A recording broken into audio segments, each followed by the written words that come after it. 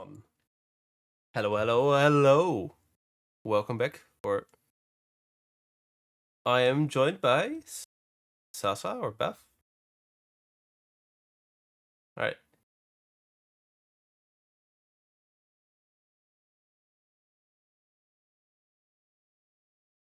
Yeah, same. I'm really looking forward to it. I mean, it's probably the most hyped matchup for Div 2, the whole split.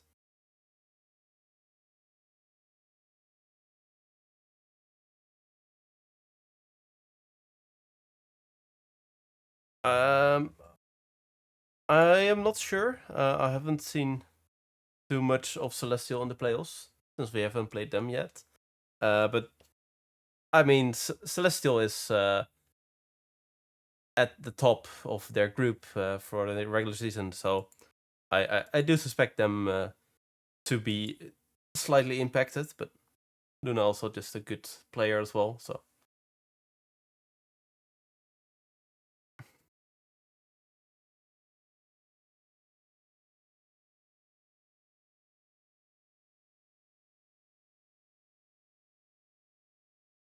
I mean, just looking at both teams, I know that MadMen are mostly based around the Shensen carry, with Mel or Rikata having some spicy top lane picks as well. So I would say early game could be, it's just where the jungler puts their attention. But for the sort of MadMen later on, it is definitely going to be the AD carry.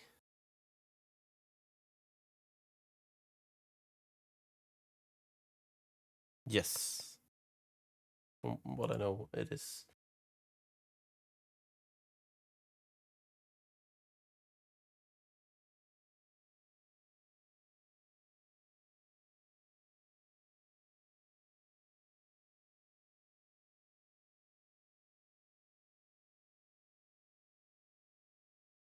Mm, well, as I said, MadMen like to put Shenton on the carry pens, stuff like the Zeri, the Jinx, those kind of picks. Of course, it's being fearless, so we might see some spicy picks later on. For the side of MadMen, I don't particularly know.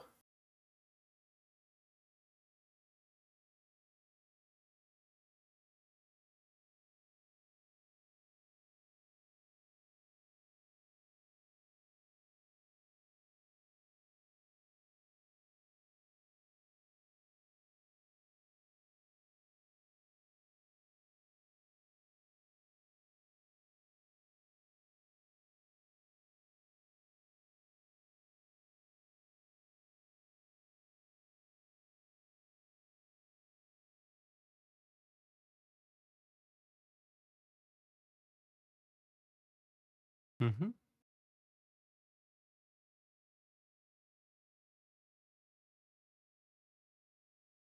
I see. I see.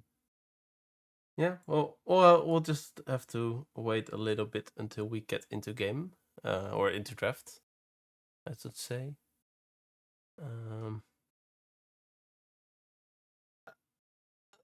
Yeah. I mean, just work, general. Yeah. It's. Oh, wait. I have just been informed that the stream was not able. No. Okay. Let's do the. Yes. Talk. Hello, can you hear? Yes, they Can can you hear hear you me now? now. Yeah, they can. Oh, All right. oh my God! I I'm see. so sorry. I see how it is. You just have me muted, and I understand. Yeah, yeah. It's All right, let's reintroduce yourself, Beth. Hi, I'm Beth. I'll be doing. I'll be joining in for the cast today. I'm really hyped for this matchup, as I was saying. Really looking forward to seeing which of the two teams come out ahead today. Celestial will be playing with a slightly different roster as far as I understand, but I'm still hyped to see how they get on tonight. But it should be pretty fun. I'm looking forward to it. Yeah. Um, but Hopefully, I won't get silenced halfway through the match. That'd be nice. Right. As I am in, I think, MadMen are also playing with a substitution. Yeah, TB are joining them. T-Bear's a substitution for them. All right. Yes. Okay. Gotcha. Okay, so we've got substitutions on both sides tonight. So not full rosters on either side. From what I've played with T-Bear a few times, I see. in houses and stuff. From what I understand, he's a pretty decent player. Yeah. From my experiences of him. He'll be filling in for 905 in game Discords. They're called wait, I need to check. Okay, yeah, no, take your time. No rush. They also have the different name in Discord. What is this? I forget. It's fine. We don't care. Oh, fair enough. So we're probably looking at a few minutes before we start. We've discussed, like, obviously where Kiz is the one we're missing. Kiz. Okay, Yeah, so we're still waiting on Kiz. No, that's the one being replaced by TBR. I see. Oh, that's the one being replaced by Yeah, TB. I figured it out. understand. There we go. So we've got our substitute in. So Kiz is out tonight. We've got T-Beer in. From my understanding, T-Beer is a decent player, but at the same time, it is still a disadvantage because if this person, if a player's not, used to playing with the team on a regular basis, there's obviously going to be less synergy there going into the games, right? Yeah. So we'll see how both substitutes really affects the team and like which team is more affected and which team is at more of a disadvantage going into these games. Yeah. I mean, we'll just have to wait for the first draft. With Fearless being a thing, I think that the substitution is less bad than before. Yeah. Because you play a lot more different things, so different person is also less of an issue. Yeah. As I am being informed that the draft will start very soon. Okay, here we go. That'll be good. We will... And we can. Oh, there we go. Yeah. Looks like we are getting ready. So Matt, so who had side selection? Do we know going into this? I need to double check that. Side selection was for Celestials side, and they chose the red side. So we've opted for red side here. Yeah. What's your opinion of that at this level of play? Because obviously side selection becomes much more important the higher up the leagues you go. So in Div 2, I can imagine... It depends on your playstyle. I do think it can give you an advantage. For example, the side of MadMen Freaks have a pretty strong top laners in the form of Mael. So that last pick, the counter pick for the top lane, is pretty nice. On the other hand, I don't think they're at the level where you have to really get stuck over side selection. Because I have seen a team just run it down on the same side 3 games in a row. And they had side selection in all 3 games. Yeah, I myself have seen that as well. being as that I coach the Div 14 for Yeah. Celestial as well. So I've certainly seen some really interesting side selections going on, but I certainly feel like at this level of play, side selection is going to play a bigger role. And opting for red side, I do understand having the counter pick, like the last counter pick, Yeah. can be truly impactful at this level. But also having first pick is not to be underestimated either, you know? Yeah, first pick. If either of these teams have something like, okay, we know we can play stable on this one champion, we just pick it, we just roll with it, and we'll see how it goes. Mm-hmm. um,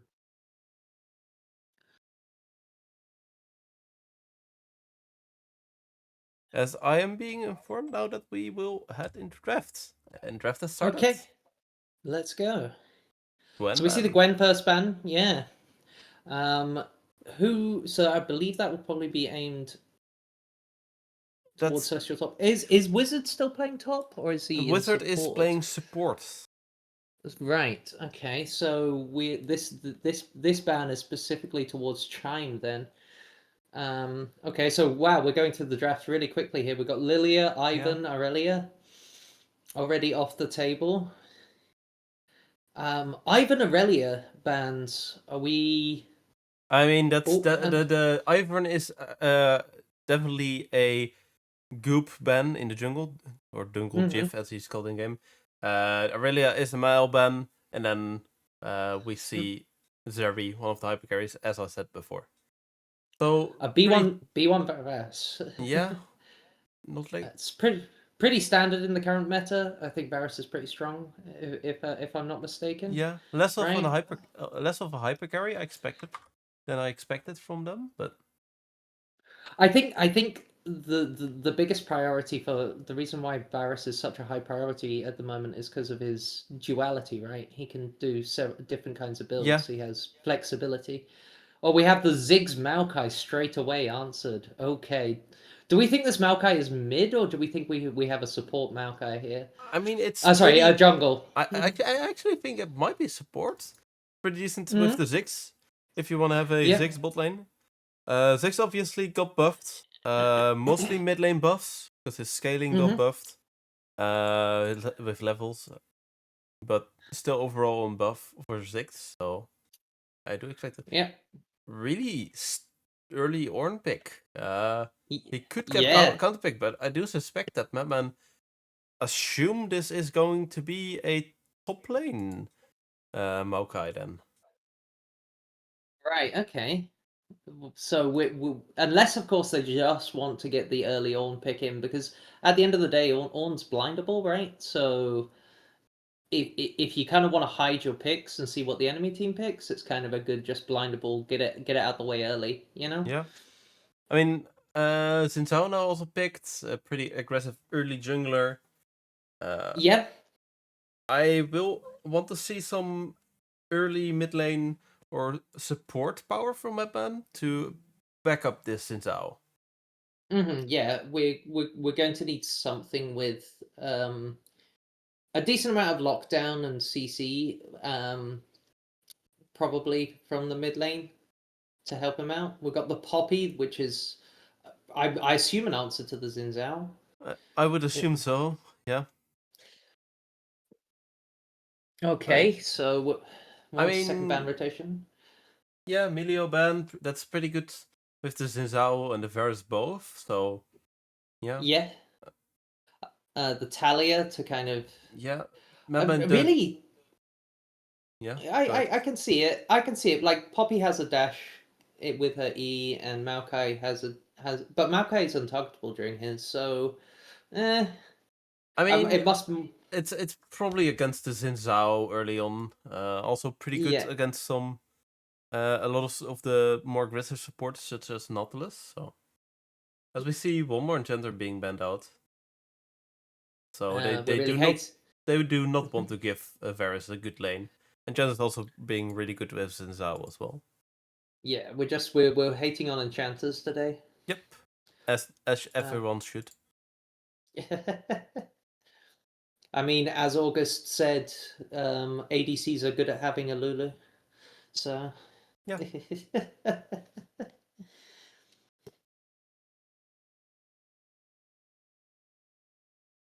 right. So what we're gonna see a possible blind pick here. Do we think it'll be the I would what do we think would? assume, yeah, that. Oh, Okay, so that's the Celestial jung. actually not even uh breaking their flex. I mean, Yeah, we've got a triple flex between top jungle and support really right now, right? yeah, Because both I Mal. mean, we've seen a uh Wukong top a few times now in VL as well, so Hmm. it's a triple flex for jungle mid. Yep. Uh, I mean, Poppy's a triple flex and so's Maokai. yeah, Like all three of these champions are triple flexes, so it's really interesting to see. Like they're kind of almost hiding their draft here. Um, a lot of CC, some poke in the six, but nothing too concrete yet. yeah, I would like to see a strong final pick from Celestial. yeah. We need some more decent sustained damage because right now I think in a prolonged fight, Celestial is going to struggle. Probably. Okay, so we've got the Oriana rounding out Mad's roster here. I think that's a good pick along with the Xin here. Yeah. Um, Definitely able to get prio in most lanes in mid. Oh, we're seeing the Jin come in, so this is a Ziggs mid then. Ziggs mid, yeah. Uh, Oriana Okay. versus Ziggs should be a pretty stable matchup. Yeah, I think it's mostly even. I think as the game goes on, like Ziggs probably has more of an advantage over the Ori, but also just in team fights, Ori I think has more impact than Ziggs overall though. um, As I do get that the in-game lobby was a bamboozle. As we do see a new layout for this game. I'll mhm. send it to you as well. As we have Tibir and Mael swaying, so Mael being mid lane this game, Tibir filling in for top. With Okay, Wizard being top, the Wizard, and Chime being support. that makes more sense. I expected Chime to be support. I I I I'm gonna guess that they just weren't in order in the Yeah. But they lineup both teams submissions. did it to bamboozle the other, but then we were pesky with Yeah. streaming, and we said to them, "Go in your order." Yeah. As Interesting. we Okay, ho- so as it has been a patch day, so we hope this fancy overlay doesn't break during the game. But otherwise, we'll just go back to the normal spectator overlay.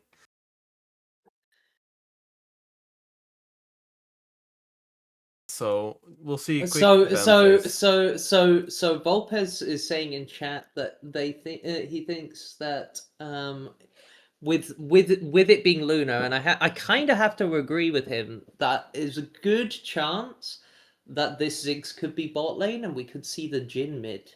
Yeah.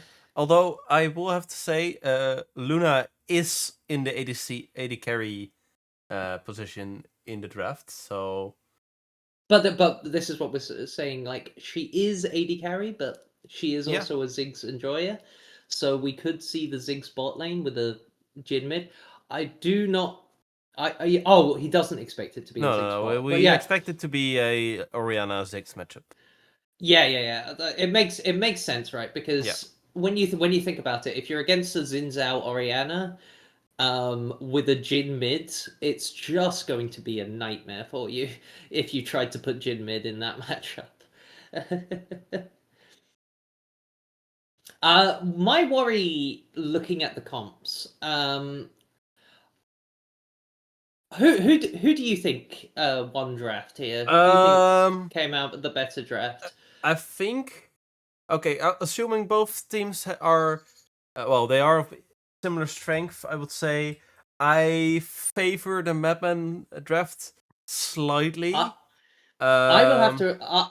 I have to agree with you here. My worry with the Celestial draft is we don't have much in the way of sustained damage. We have a lot of poke damage and maybe one shot potential, but if that doesn't go through, like especially with an Ornn and a Xin Zhao on the enemy team, if cooldowns are wasted on Xin Zhao during ult or on Ornn, your damage is going to be severely lacking yeah, what I for the suspect will side of happen Celestial. is that uh, if, like, for example, the Wukong and the Poppy go in, Mm, Ornn and Zizal will just stand there and fight them. And yeah, then the Ziggs and the Jin, who will they be hitting? A ulted Zinzao or like a super tanky Ornn. Meanwhile, I do think Orianna and Varus have enough range to like fight back. Ziggs being Ziggs and Jin ult probably needing to be invested to deal any damage to the backline of MadMen. yeah. I think it will come down to whether Ziggs and Jin can get the angle to poke through the front line, through into the back line Yeah, with their abilities, and maybe take out the back line with poke so that they become a non-factor, you know? yeah, But because if they're wasting their spells on the front line, I think it's going to go badly for them, you know? yeah. That's pretty much I agree. Yeah, not much to say besides that. And yeah, I mean, in general, I think both teams have gotten through that they need to play press R team comps. Honestly, press R team comps just win in VL. Can't Yes, I make agree. any difference anything different of it. Uh, I tend to draft a lot of press R comps for my team when we were in Div 4. yeah, I mean, even in like LCK and stuff and like LEC, uh, you see the some of the teams just defaulting back to a press R comp and just pressing R Yeah, better than the enemy and just winning. yeah, yeah. You just need to out time that R button. Yeah, I mean, if we okay, let's take a stock of the R buttons. Ornn, pretty good engage ult. Poppy, a disengage ult, I would say. Um, I do favor Zhao ult over Wukong. Wukong having some knock-up and damage, but Zhao just invalidating the backline of Celestial with his ult. Orianna I Ziggs. agree. I do think Orianna ult is easier to hit, especially with Zhao going in. But Ziggs being bigger AoE and potentially dealing a lot of damage. Yeah,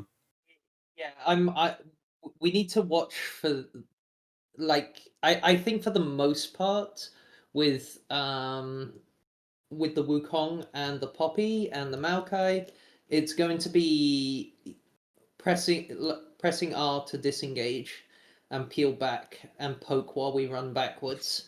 Yeah, that is what it looks like. The Celestial are just saying, "Okay, man, come into us, and we'll just catch you."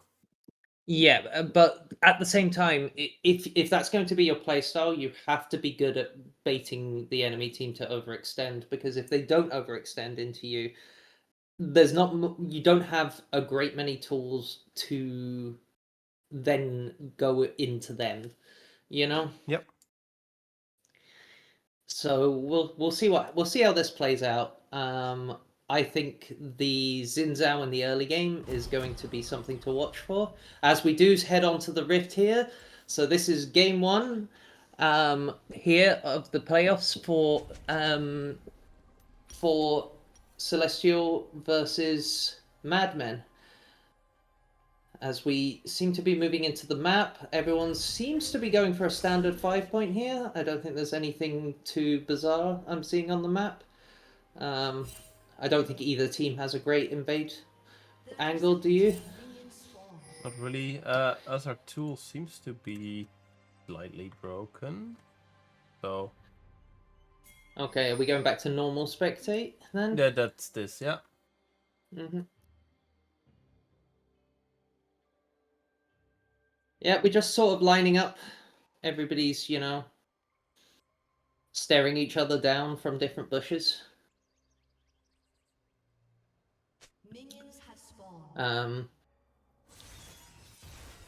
We look like it's looking like we've got a top side start from the Wukong. And the Xin Zhao is also going top side, so it looks like the focus is going to be on this bot side matchup for the first run through. It seems like it, yeah. As the farming gets underway in the mid lane.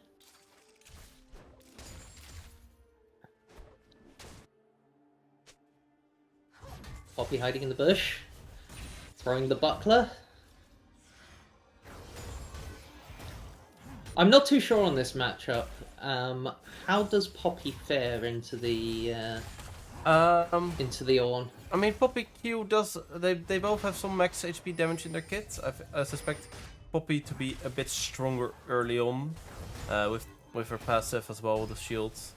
But overall, it certainly looks like it. I do think the Ornn should be just able to wave clear. Oh, the Maokai is twisting and bouncing in. The Nami is getting pot-shotted down. We've got the exhaust coming out. She is forced to flash the snare from the Jhin. So we've got a flash burned in bot lane from Ollie. Meanwhile, in top side, the Ornn is actually going in on the Poppy here. Poppy getting some trading back. I think overall in the top side, that was an even trade. Oh, never mind. We saw a bit more of an aggressive trade. The Maokai going back in again. The Nami does have no flash, but the Maokai is on his own out in the front. He's taking a lot of damage in return here. Just poking him back as he walks away. This actually went from really good from the bot lane of Celestial here to pretty bad, as they're both fairly low on HP now. There is still summoners on both sides. On both champions on Celestial side, so Luna and Trine both have still summoners, but they're both really low now. The Wukong is coming through now, but he's going to be spotted on this ward. They are walking in, and yeah, nothing's going to come of it. They're just going to back off here. I mean, I don't think a cleanse on Luna will save her. The Wukong actually able to steal away the crab here, but the Xin is going onto them at the top side. 2 fights on the top side. Downing Luna and Trime getting super low, and the Wukong is... Oh! Nice flash from the Xin Zhao to pick up the kill onto Stevo, as he is taken down in his own jungle by the Xin Zhao, while the MadMen bot lane was able to just keep Luna and Chime out of that fight. Really nice play of just splitting up and just forcing the 1v1 from Xin Zhao and Wukong, which this stage of the game is never going to go in Wukong's favor. Yeah, I mean, the Jungle Jeff really nicely collapsing onto the Wukong, who couldn't be joined by his bot lane. But I mean, that's just really nice from MadMen. They got Celestial's bot lane low enough that they could just... Oh wait, we've got Xin Zhao coming in again, and this Maokai is very caught out of position here. He is just gonna go down, and that is just an easy pickup. The Varus actually even getting the kill, which is just gonna accelerate this lane. And yeah, this Xin Zhao really making for the Varus.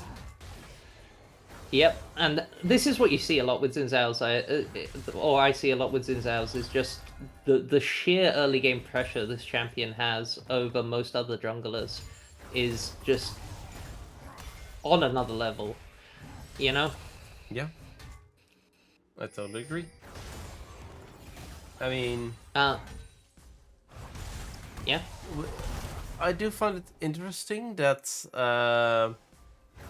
both ADCs have the cleanse, because Luna only has to cleanse the Nami bubble or the Varus ult. So I do think that if you take barrier this lane, you could maybe try for some early trading. Maybe the fights in the bot lane would have looked different. I do get why you would go for a cleanse. I mean, the cleanse also helps versus the Varus ult as well. Yeah. As for the other side of the equation, though, I guess you can cleanse the Maokai Twisted Advance and the Maokai ulti as well as the Jin W. Yeah, and then the Poppy, what's it called? The E from Poppy. Yeah, exactly. So I get it a bit more from the side of MadMen. Yeah. As we get a question, where is Cat? Answer, not here. Yes, Ket is not available. The Jin W just missing. So we've switched up the lanes a bit. We have Mrs. Crombie playing in the mid lane for Celestial, and we have Chime playing in the support role, and we also have T-Bear in the top lane for MadMen as well. Yeah, so Giz from MadMen, the mid laner, couldn't join, at least for this first game. I'm not sure about any other games. So Mael swapped down from top, and T-Bear went top instead of Mael. As we see, maybe we got the Wukong coming in. The Nami is on her own. But the Xin Zhao is on his way as well. He's going to be spotted out by this ward that's just about to time out. That is so unlucky. But I don't think they were going to pressure any more than that. The bot lane had already moved back. In terms of top and mid, there just seems to be some back and forth trading, but nothing really too... oh, we've got a nice stun into the Bo5 Poppy. That's some decent damage. The Ornn having to dash out there. T-Bear kind of stuck on low health under this tower. Yep. I think we're going to have to force a back out of him here. It's also a 20 CS difference in this top lane. That's quite a bit. Yep. Oh, it's having to stay because the... oh no, the tower dive and the Poppy just easily picking up the kill. The Xin Zhao is here though. Poppy level 8, we're gonna see Xin Zhao levels 5. So yep, Poppy is just gonna ult him away, which actually means that Stevo is free to take up these grubbies and just... with the manpower, the pressure they have mids, the Poppy now killing the Ornn, they are just able to pick up these grubbies in topside for free. The Maokai is stunned up with the ulti, and he's just going to move back. Oh, Nami caught onto a trap though, so pretty much an even trade going on there, but the ulti was burned from Shenzhen. So we could see a bit of a punish on this, especially with the wave coming now into Luna and Chime. Yeah. But do they have the strength that... a bit low, Poppy though, kind of overstaying, but I don't think there's anything going to come from it. Wizard is desperate to get this wave in. This is a bit of an overplay, I think. Oh, the ult from the Ornn coming out. Poppy getting knocked up and just clapped. And that is defeated warfare for the side of MadMen. Yeah, I get the desperation for wanting to push the wave in, but was that really worth it in the end? I don't think so. I think you just take a way earlier recall and you just lose 2 or 3 minions, and you've already got a CS lead. So just take 1 or 2 minions loss. You just go back to lane and you don't die. We do see Xin Zhao looking mid lane onto the Ziggs here. I don't think... oh, we got the nice little blast satchel, and Miss Gromby is just out, as Dongle Dip is just going to have to eat some poke on his way out. Though Ziggs is tanking a lot of the wave there. But I assume we're just going to see it back resetting. after this. Ziggs has the TP, so it's fine just doing that. Crucially, Zhao having used his flash here to try and get that.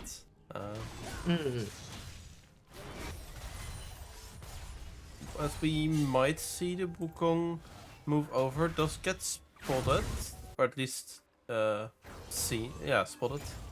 Yes, there is obviously vision. Varus, so Senzin and Ollie are aware of this, but the Maokai ult is coming in. The Nami is blocked it for the Varus, but that's all that they wrote. Oh my gosh, so much damage coming in on the Maokai though. The Wukong ult invested to get the Ori off because the Ori is TP'd in. She's so low. Oh, one auto would have been enough, but she flashed out, and it was enough to keep her alive.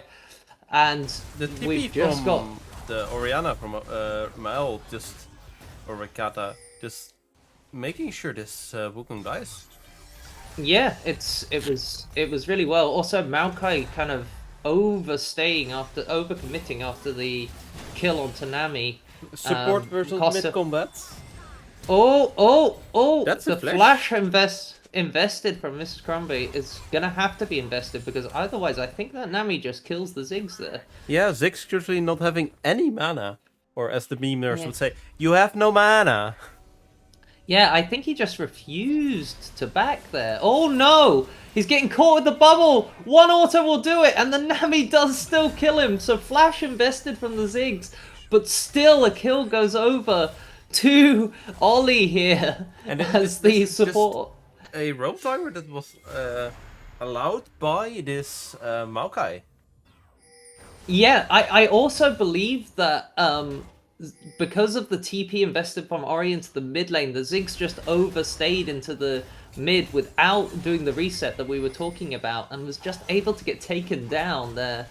Oh, that's unfortunate. Maokai trying to clear out some vision as the MadMen do try and go for this Drake here. Wukong is now coming in. A lot of trading going on, but not really much damage coming on from the side of Celestial. And we're going to see an ult invested in top lane, but nothing coming of it. Wizard was just able to sidestep it. This is an overcommit. The dragon's down. I think Celestial are just trying to recover the situation, but they need to be careful not to get picked up here. The Xin Zhao is just going to take his Raptors. Steve-O is not going to get his consolation prize, despite the Drake has gone down to MadMen. So overall, a win for MadMen there. Yeah, I mean, let's take a look at feats. So MadMen obviously having the feat of warfare from the 3 early kills. They have 2 Drakes. On the other hand, the side of Celestial do have the grubs. So that does count. Drake spawning in about 4 minutes, so... Oh, Ziggs needs to be careful here. The Nami is watching for him. Oh, he's able to satchel out and avoid the bubble, but the Orianna ult...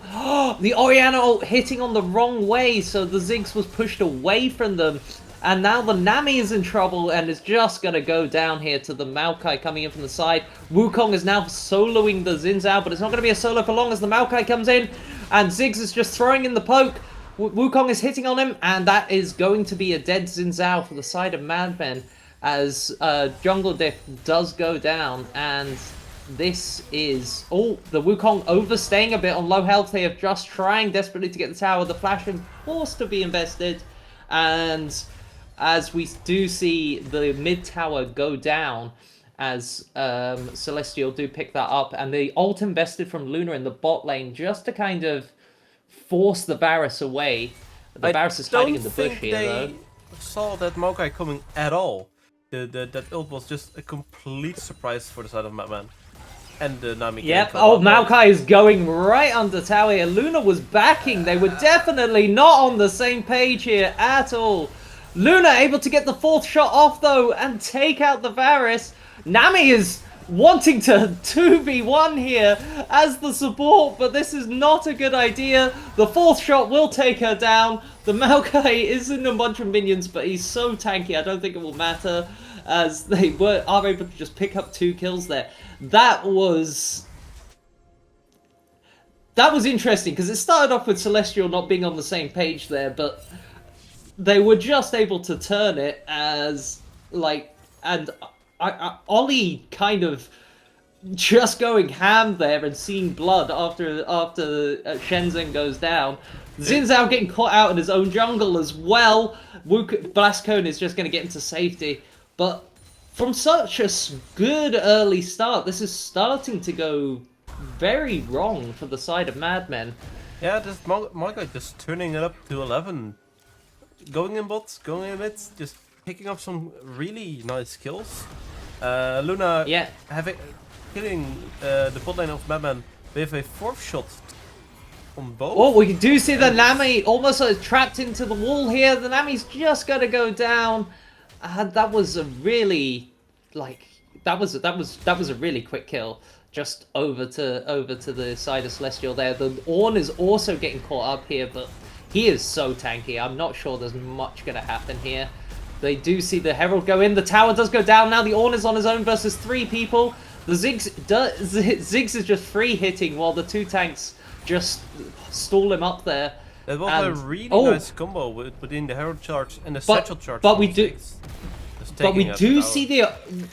have the Orianna. We didn't get to see it, but the Orianna taking down Luna in bot lane as Maselli is able to kill Luna. We didn't actually see the solo kill there, but a nice solo bolo in bot lane, kind of getting up a constellation for what was happening on the other side of the map to the Ornn.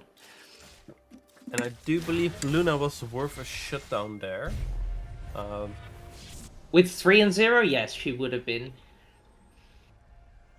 Curiously enough, this mid lane is such a item disparity. I mean, the Ziggs not having completed boots does help, but 2 items versus 1, that's a big difference for this dragon fight at least. I mean, you did say Maselli usually plays top lane. I wonder how much practice they've had in the mid, and whether that's really affecting, you know, the matchup, as it were. I am going to be checking my else match history in solo queue. Oh, here we go. The Maokai just going in whenever he can. The ult backwards there. The Nami ult coming in, but the Jhin is very far forwards on his own here. But the Varus overcommitting here, and the Ziggs is just going to ult downwards. Oh, but the Ornn's here. Can he actually get the... Oh, he's able to pick up the Varus just before he dies. But that does end up being a 3-for-1 there. And with that, they are just going to move to this Drake, I assume. Even with these death timers, they should be able to pick it up as a 3-man quite easily. That's just really nice team fighting. And Varus flashing forward to get that kill. Just recognizing that his team is still alive if he can just get some of these shutdowns. I think it's a typical thing. We actually often see this quite often in the LEC as well, believe it or not, where you see teams fighting off tempo in that like around that Raptor camp on blue side jungle, you know. Yes, as I can confirm that Mile has played some mid laners recently. Some of them they were played in the top lane, but they have had a bit of practice from what I can see. So, I mean, the disparity is less between them now than it was. Yeah. I mean, let's just take a quick look at the gold differences. It's 1500 for this Wukong, about 800 for this Poppy, but then a whopping 1100 for the Varus.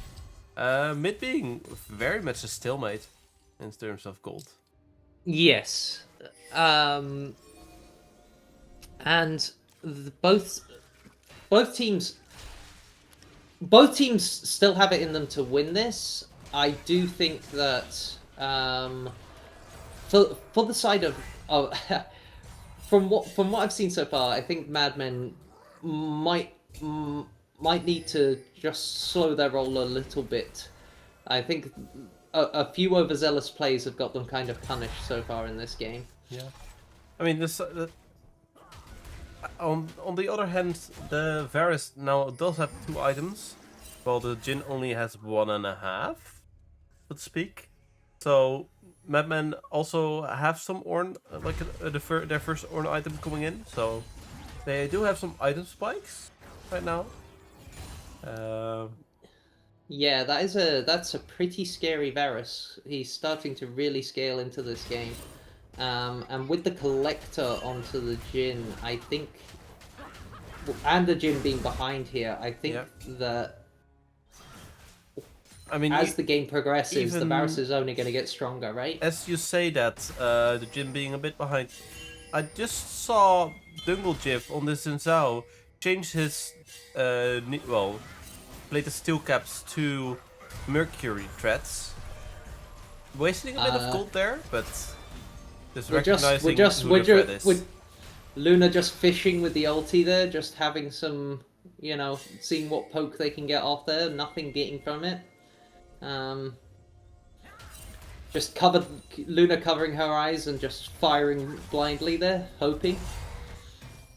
I mean, if you do hit someone like the Varus or the Orianna, you do have a very nice Ziggs ult that you can just instantly throw on top of whoever you hit. Exactly. The Wukong having to go over the wall here, but perfectly fine to get away with that W. And we're just seeing... We're seeing a bit of invade here. What do you think is... Just clearing up some vision and maybe collapsing on the Ziggs. The tower is still up.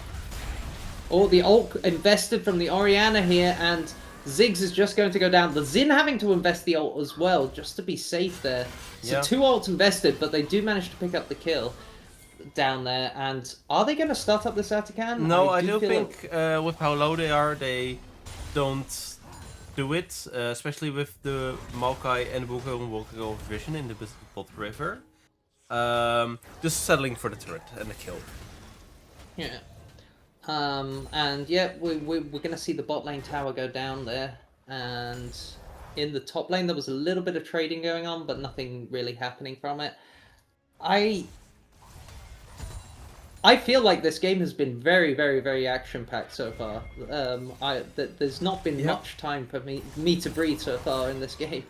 I mean, overall, also, both teams just being fairly equal to each other. MadMen will edge out a little bit of the Ornn items. Ornn passive giving your team a total of 5,000 gold in the late game. We're gonna see something coming out here. The Maokai is here. Jin and Ziggs are over the wall. Wukong is going to go onto the Orianna here. The Orianna kind of stuck up, and she's just going to go down. A very quick kill. And this is what I was saying about the Celestial Comp. They have to kind of kill somebody quickly. If they do not, and take a prolonged fight, that's when it starts to turn badly for them. But they're able to pick up the Orianna quite quickly there. Yeah, not sure what MadMen are planning to do. I don't think they can contest this Drake for V5. I think they can. The Maokai ult was invested. Like a lot of tools were invested, and if they manage to get a prolonged fight here and somebody doesn't get blown up, they could actually do something here. The Ornn ult staying alive, failing. Whitelaw. That is a very chunked Poppy, but the Wukong just diving in and then flashing out, able to take down the Xin Zhao there, and yeah, the Ornn is just having to run. Orianna going back in with its P now. Oh, well, you're gonna see a pause coming out.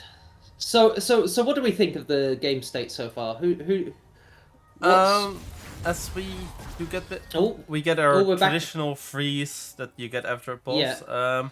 Gives a bit of time to talk. I do think that this Wukong is getting stronger by the minute at the moment, which is a bit concerning. But we saw how long that Xin Zhao did live with the ult up. So I think if MadMen play to their strengths in these fights, they are stronger than Celestial. We did see, as you said earlier, Celestial being very...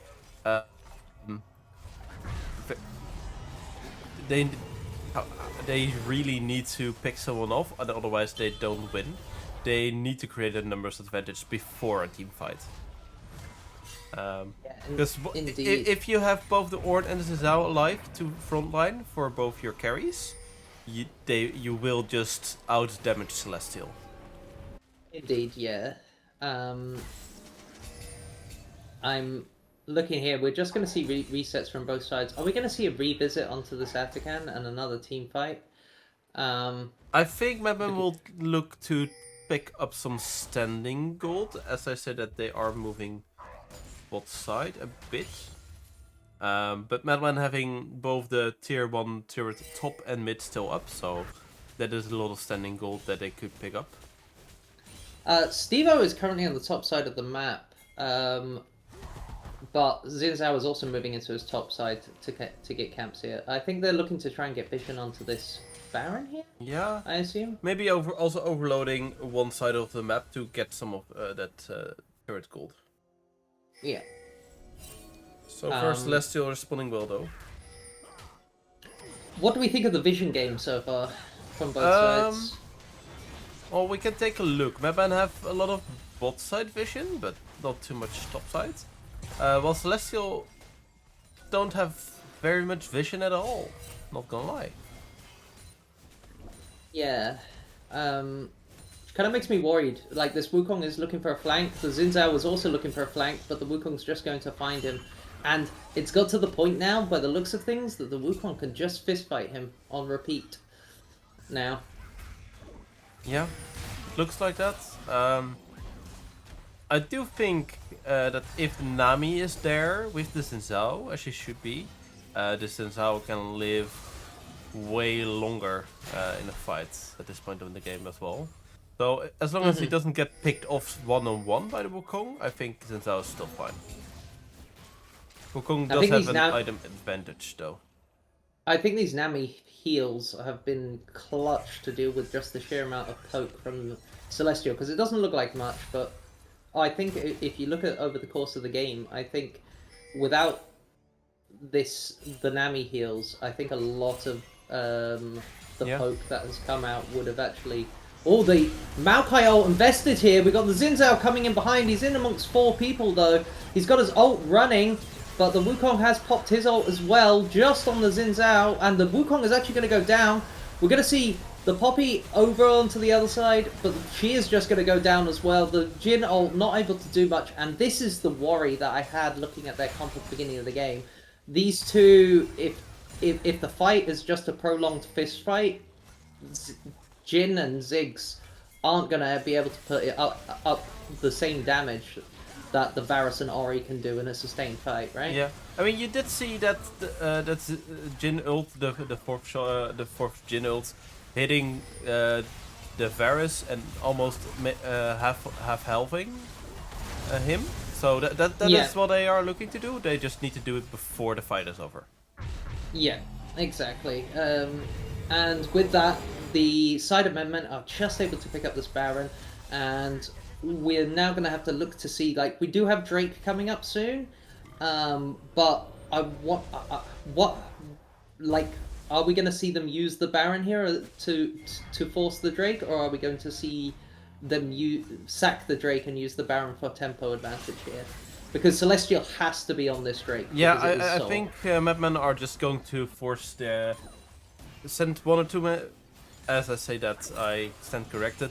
MadMen are just pushing on mid and just all running towards the Drake.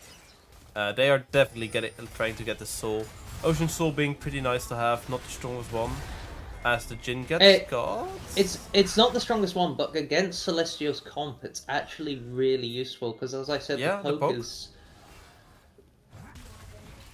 A lot of that poke is definitely nullified by that Ocean Soul, and we do see the Jin ult invested here. It's just going into the Ornn, and it's tickling him. The full shot able to hit the Nami, but with her being at full health, it's barely touches Ornn is her. out of the fight, courtesy of the nice Nami ult though, but followed up by the Maokai ult. The Poppy is super low. The Maokai is going to go down here. The Ornn is able to re-engage with his ulti. Everybody is just caught up, and again, Ziggs and Jin just forced to back off. They just don't have the damage to hold up a sustained fight for too I long. stand corrected. The icon on the left is not correct. It is a Chemtech Drake, which did get stolen by the Wukong during this fight. Right. So Okay. no soul for MadMen yet. But we did see as soon as this team fight starts to go back into like fist fight mode, MadMen just win out. Yes. Agreed. At this point, MadMen are also a good amount of gold ahead, mainly on their carries. So I think Celestial are lacking more and more damage this game.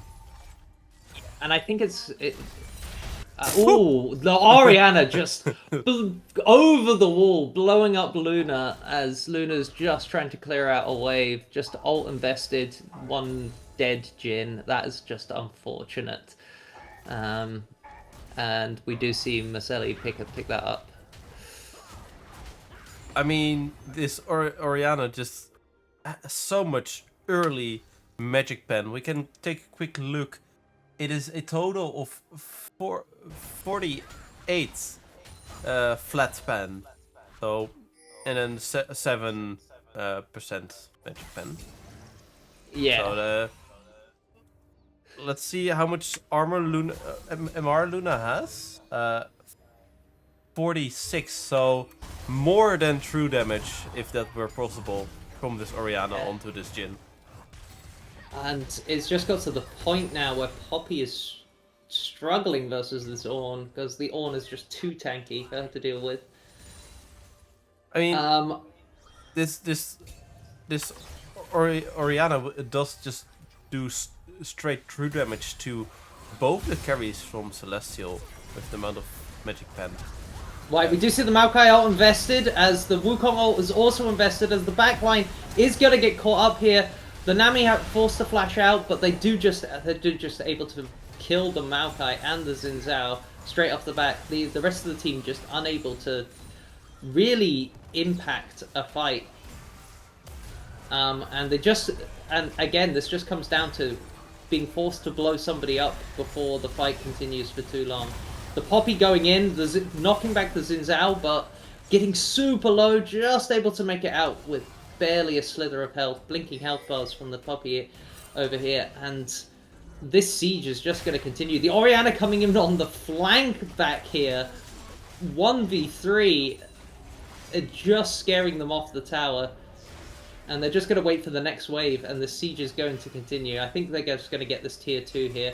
Oh, the Zigzag coming down, but only collecting 3 of the frontline minions, and that's not going to stop this tower being taken by MadMen here. Interesting choices for upgrades. This is now having upgraded Cinder Sky. Don't know how much you need the ability haste upgraded, but it's better than Syrax. Luden's of course For sure. upgraded. And Rageblade. Quite a lot of AP. I wonder if Blade of Ruined King would have been better. The AP does help against the tanks somewhat, but maybe not the best upgrade. I think at the end of the day, it's just about trying to take down the Celestial frontline before the poke starts really becoming an issue for you in the fights, right? In that sense, the AP does make the sense.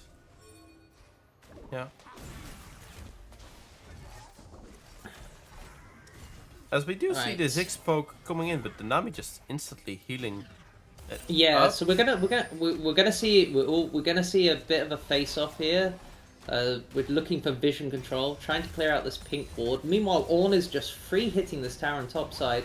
There is an engage coming into mid lane. The Ziggs ult invested, but getting the Xin's ult in return. The 4th shot not able to land, but there is a lot of damage. But the re-engage could look pretty nasty here. The Poppy is out on her own, getting knocked up by the Ornn. The Wukong able to ult in forwards here. Oh, we do see a member of MadMen finally going down, but the Maokai is high and dry on his own here, and the Ornn is just tanking up the 2 carries, while the Poppy is getting 3v1'd in the backside. And these two carries are just not able to touch this Ornn in any meaningful way. Especially, As the Orianna still being alive, dealing the damage. Yep. And Luna just forced to burn the flash there and get away and go back to Fountain. And I think that's the biggest issue for this whole Celestial roster, is the carries just cannot get through the health block that is Ornn, right?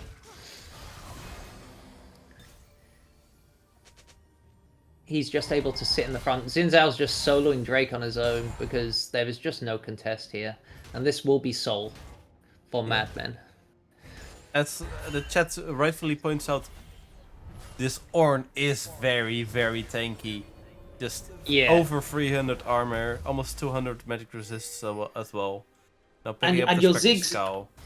And your Ziggs Jhin, what are you supposed to do against this? Like, how are you supposed to get through this big goat just sitting in the front line, tanking up everything? I mean, Ziggs is still okay this game. The Jhin is what I have more of an issue with. The Jhin having the Mortal Reminder, but overall not able to get any of the not able to get any of the damage down to this Ornn. Yeah, I mean, we're gonna see Jhin is famously bad against tanks. Yep. And we see it in full effect here. Xin kind of going a bit deep, but the whole team is behind him, and just two members of Celestial getting blown up instantly. And yeah, this Ornn just Ziggs just tickles him. Same with Luna. Yep, like they're both tickling here. It maybe would have been good to see a Liandry's come out from Ziggs, just to try and deal with this Ornn, because he is just an issue that they cannot get through right now. Yeah, I mean, I would hope that after Ziggs finishes his pen... Oh no, Wukong failing his dash over the wall. Ornn is now picking him up. Ornn is just able to knock him up, and the Orianna is just free poking. Jhin trying to steal the Baron, but now is getting caught. The Ornn forcing the flash onto him. It's just going to get knocked up here, and the Ori is just going to pick up another kill for herself. The Ziggs is way behind enemy lines, just sitting in this jungle over here. Oh, Mrs. Crumbie, you're going to have to run. Oh, we try to get over the wall with the blast cone. No TP available, sadly. This is going to be the great escape, but oh no, trying to execute, but the Xin is already here. He's just going to get on top of you. And unfortunately, the Ziggs is going to go down under tower here. And it is just Maokai and Poppy to try and defend this overloaded siege into mid lane. And, oh, we do see a nice ult come out from the Poppy, knocking the Ornn away, but including I'm not sure it's going to be enough. To be fair. Yeah, it's not going to be enough, though. This Varus just shreds at this point. That's 3.09 attack speed. Yeah, this upgraded Rageblade is just going to cause the end of the game. This Ornn just stopping everything, and we are going to see MadMen picking up game 1 here in the series. As we'll take a quick look at the post-game screen. The damage from this from both the Orianna and the Varus at 38,000. Only one even remotely close being the Ziggs with the poke. Yeah, and even Ziggs, like a lot of that damage is just going into the Ornn and being shrugged off, right? Yeah. Alright, we'll take a quick breather before we get into the draft for the second game.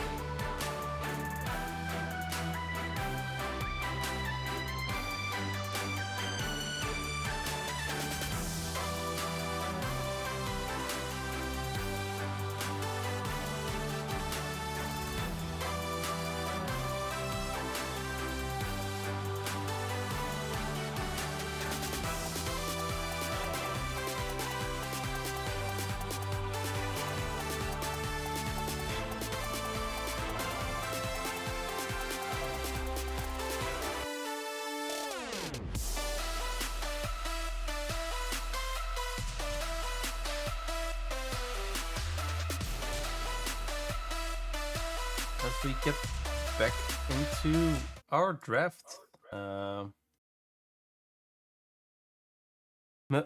Celestial's chosen the side of the red side again. As we do see the Gwen ban once again, Ivor ban as well. Just banning out some of these comfort champs for both teams. Overall, nothing different from last game yet. Aurelia banned once again as well. Week 1 we saw a massive performance from Mile on this Aurelia. Okay, I'm back. Sorry about that. Yeah, we're already in draft. Oh gosh. Okay, so we've similar bands to last. In fact, the Yeah, exact same bands as last game. Tristana instantly picked up by the side of MadMen. It's an interesting pick. It's a good, strong early pick. It is Shensen is quite strong, good on it as well. I've seen him play it before. Absolutely demolished enemy teams. But we'll have to see. As you were about to say, it does get countered. Yeah, exactly. And Luna has the best counter for it in the game. Luna Xayah is probably one of her strongest champions. I would expect this to be picked into the Tristana quite heavily. You know? Yeah.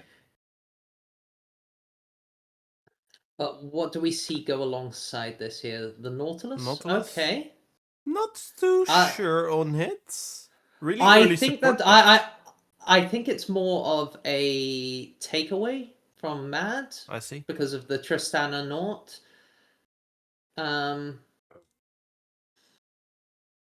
Ooh. Mumu over now. And pick locked in as well. I'm fairly certain. Yep. Yep. So, do we think that this is jungle, or do we think it's going bot? I suspect it will be jungle. Not. I don't think Amumu is the best support into Nautilus. There are definitely easier things to counter a Nautilus.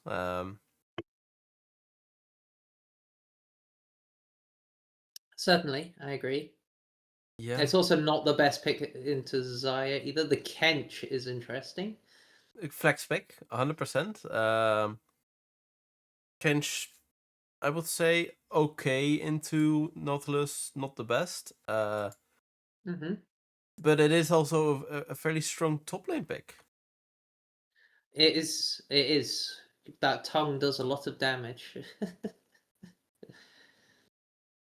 So what are we going to see round up the first rotation here? Is this a Trundle? Wait, I'm guessing they're expecting the Kench to be top then. Yeah. And Mumu to be jungle as well. Yeah, I mean the Trundle's just good into both of these champs in general, right? Yeah, it is. It shreds their defenses, and it plus with yeah. Go on. And neither champ has a dash, so Trundle Pillar with the slow extremely effective. Agreed. Plus, if you time it right, the pillar can interrupt the Tristana jump. I did not know that. You'd have to it's a very awkward timing though. you'd have to be insanely lucky. Talia and Bard band. Yep. Chime not living up to his name. I cannot believe it.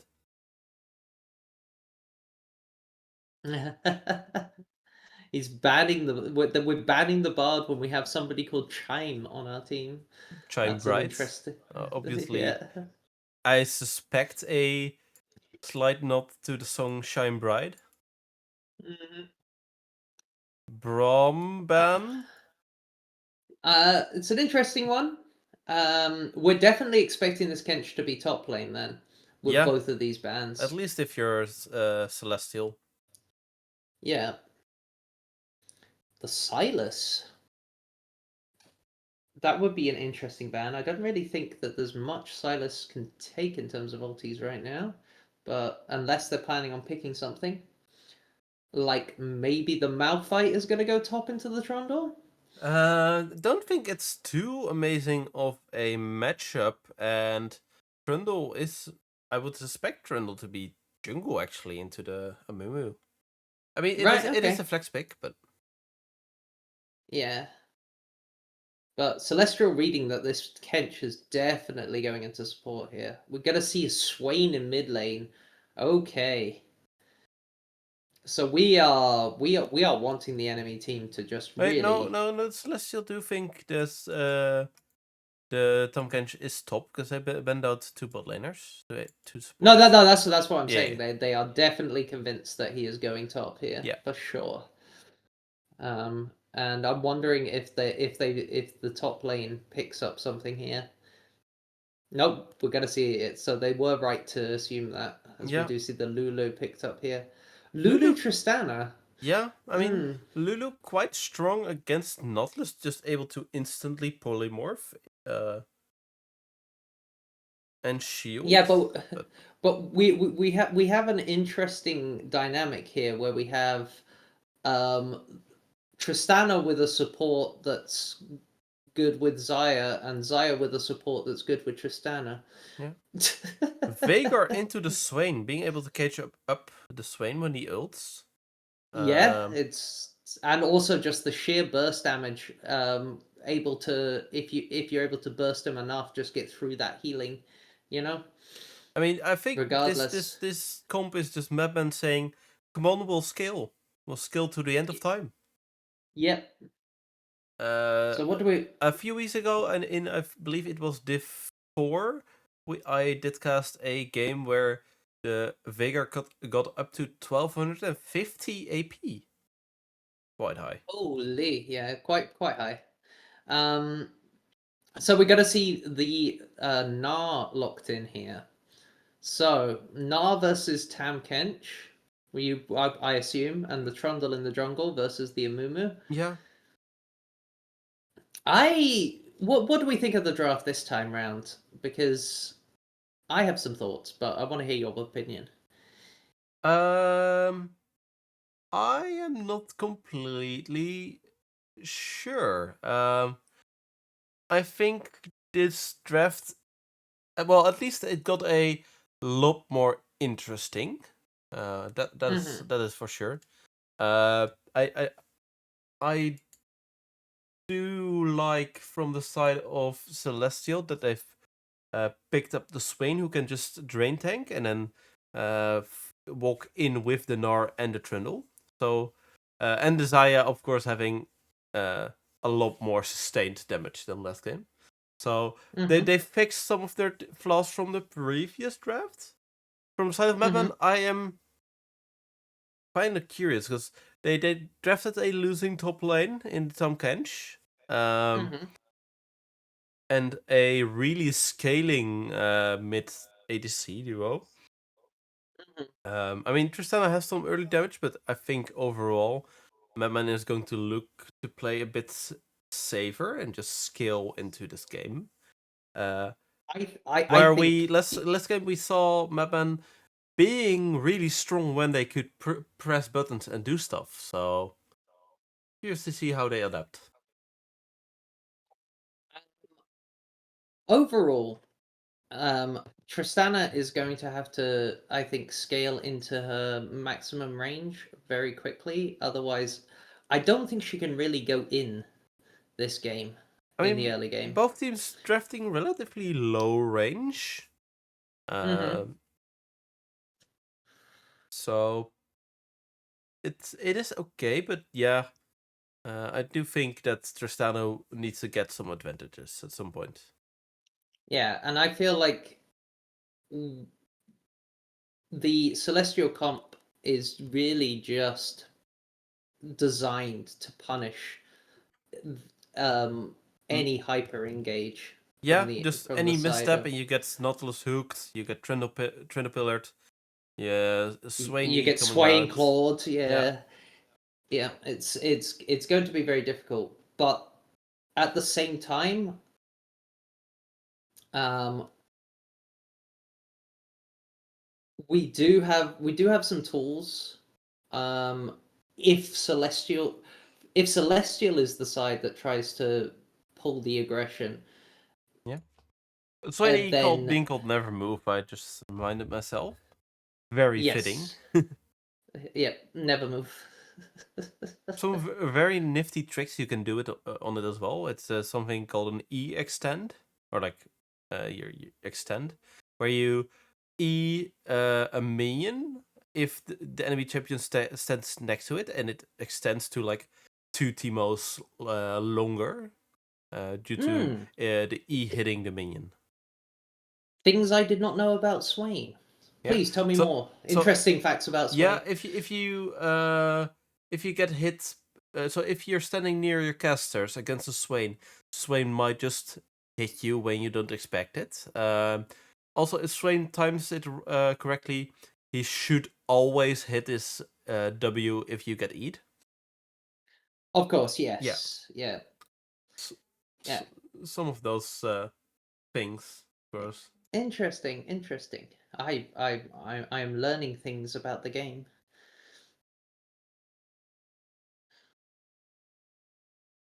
So, do you still play League? I do, yes, yeah. I do still play. Unfortunately, I am still addicted to this game. Same. We do have some casters that just found casting an easier way to cope. Yeah, just feed the addiction through casting, but Yep. don't play. No, I definitely still play the game. And the champions you'd be in a position to get some insights on. If a Morgana comes up, I'm pretty much known as a Morgana one trick these days. So if anybody ever picks Morgana, I have over 1 million mastery points on her. I could give you some insight on her. Okay, thoughts on the new Exalted skin? Have you seen it? I've not actually seen the new skins. I briefly looked at them. Somebody posted a post about them, but I've not looked into them fully yet. But currently I own every Morgana skin apart from one, which I sadly can never own because it makes me sad, because I was not gold in Season 4. I see.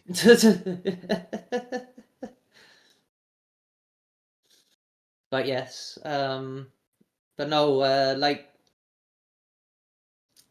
looking at this, I expect both jungler. Well, I expect, especially the Amumu. I expect him to path bot to try and get this Tristana ahead 100%, here, right? 100%.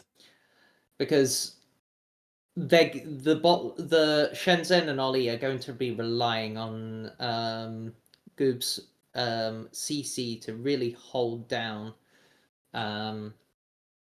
Luna and Bright to get the kills there. As for the Trundle, we could see a path towards topside here. Yeah, let the Tom Kench think he's safe, luring him, let him push the lane, and it just kills us. So, because at the end of the day, yes, you have a Nautilus in bot lane, but in general, I would assume that they would be expecting Luna to be playing weak side with a champion like Xayah here, right? yeah, I do suspect so. I think Nautilus is just picking people off if they overstep, and then for the team fights, the same rule. I will warn though, if as a Gnar you misstep and you let the Tahm Kench get ahead early, he will just get so much HP at some point. So it will be on Celestial Twilight to not lose top lane. If you do, that's devastating. Yeah. I could actually see, and this is something that is to be noted about Swain as well. He is actually quite punishable in mid lane if he's allowed to get the push off. So that's another lane that could be looked at to see some action in this game, maybe. Right, so we're back onto the Rift. This is game 2. Celestial are looking to make a comeback here, and MadMen are looking to extend their lead. Do we think there could be any sort of invade here? Doesn't look like it. It does look like just standard 5 point. I was thinking maybe with the Nautilus they could try something Celestial, but it looks like they're just looking to... I actually You know. like the deviation from the standard 5-point for the side of Celestial. Put your Sway mid, let him... If he starts E, he could get like an early stack on his passive. Yep. Oh, we as got a the- nice little poke. Veigar does now for himself. Yep, lane 1. Veigar has mana flow stack. It's over. Yeah, and one extra AP over this Swain. Yep. Oh, the Gnar taking quite a bit of damage here. Might get licked again if he's not careful. And is he just gonna recall here? No, he doesn't have the time to. The wave is coming. As gets noted by chat, Airy on Veigar. Not sure why you would do that, but it might have been a misclick, or yeah, I assume that was. It's an interesting one. I don't think I've ever seen Airy Veigar. I've seen it before, but interesting to see how it goes. Surely you would take Airy on Veigar if you were looking for more of an extended trade, but I don't know if extended trades versus a Swain is really what you're looking for, right? Not fully. Oh, As this Gnar is getting bullied. We do see Trindle pathing topside, so it might be intentional. Taking this amount of damage is not intentional. I can guarantee you that. Yeah, it seems pretty rough. As expected, Tristana and Lulu getting the push here in bot side. Oh, the hook onto the Tristana here. And the pullback on the feathers does do a bit of damage, but Nautilus taking a lot of damage in return there. Yeah, Lulu with picks a lot of early damage, especially. Oh, another nice hook and the snare from Luna here. The exhaust burn and Tristana forcing the flash there from Tristana. This Ollie is just going forwards, not caring. Oh, another hook on Tristana here. She was not able to get out the flash from the Luna. Oh, but we failed with the... Oh, just enough. With the feather auto and the pullback, Luna is able to pick up that kill. And that is the first blood to Luna in the bot lane. This is not what you usually expect coming from a Tristana, but I guess the Nautilus just making the difference in this lane in the early stages. As we see, we're taking baby cage. We do see the baby cage and a tower shot being taken by Swain, but Swain trading back quite nicely. Actually, even with the tower shot, it ends up being quite an even trade there in the mid lane. Nautilus also hanging around this mid lane here, but 15 stacks, 16 stacks for the Veigar now. Swain still at 0 stacks. Right, it looks like Swain is just going to back up here, take the reset, probably TP back in. Gnar has now got the push onto this Kench. Kench is going in, misses the tongue, but is able to auto. The jump from the Gnar. The Gnar is on his way to Mega. I don't know if you really want to take this, Kench. If he gets Mega here, you could be in a lot of trouble. And is he going to get... Yep. And we're just able to take him down even before he gets Mega. That was interesting. I'm not sure that was really a fight. I mean, if that W hits, you kill him before the Gnar gets Mega, but just Gnar dodging. Oh, the Tristana getting locked up again. This time she is able to jump away. And still a lot of damage onto her here. Chime is just really dictating this lane, letting Luna basically get a free lane. That hook does go wide there, so no danger for the next few seconds. But yeah, this bot lane... Trying to farm in the tower, but getting hit by a lot of it. Hook misses. Yeah. Stretch line. I think this Veigar maybe should have got the wave state even and backed with Swain, but looks like he overstayed a little bit and is now going to lose minions for it because he is going to have to base TP now. This Lulu, Ollie just walking up and just fist fighting them with this Lulu auto damage in the early game. I mean, one thing that you'll see is Ollie on Enchanters. He for the first 30 minutes of the game, he is not playing an Enchanter. He is playing a Battle Mage. Yeah, pretty much, yeah. That is a constant with Ollie on supports, on Enchanters specifically. Well, I mean, we saw him run mid lane and get a solo kill last game, so we'll see if there's anything like that from Ollie this game. Maybe looking for an early Tristana needs to be Not careful. really. Tristana needs to be careful. They managed to get the ward into the try, but that was very dangerous pathing there.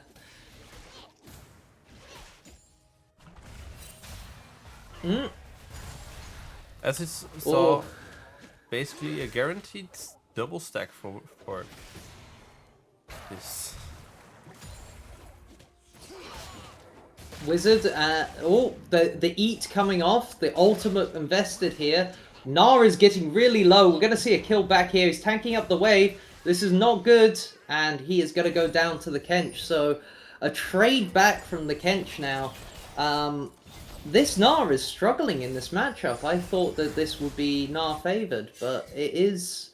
The Kench is just fist fighting him on repeat. Yeah, reminder that Tom Kench ult deals percentage max HP and a good amount of it as well.